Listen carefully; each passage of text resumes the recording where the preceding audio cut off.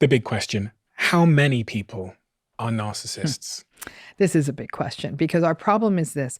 There's really no good studies about this. It's tough to measure narcissism. Who's really going to cop to being really entitled or really manipulative? You often don't get people who are going to answer those questions in an honest, open way.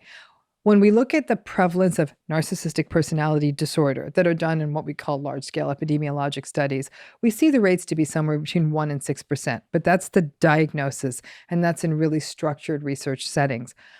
Narcissism is a person who has enough of the narcissistic personality style to be noticeable, to be experienced by others.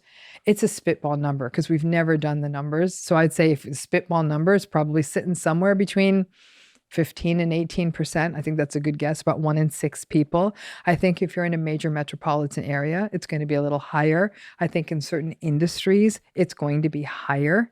I think in certain, maybe even cultures, it could be higher.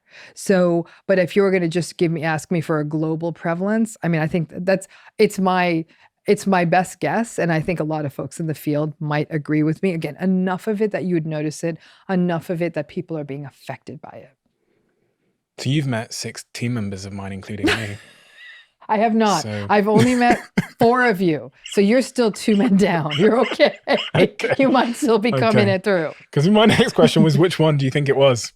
So far, so bad for you, because each one of us has been sweeter than the next. So Stephen, you're in the hot seat right now. Oh gosh, sugar. Okay, interesting. Okay, so I mean, 1 in 6 as a spitball number is scarily high. That's interesting. You think it's scarily high.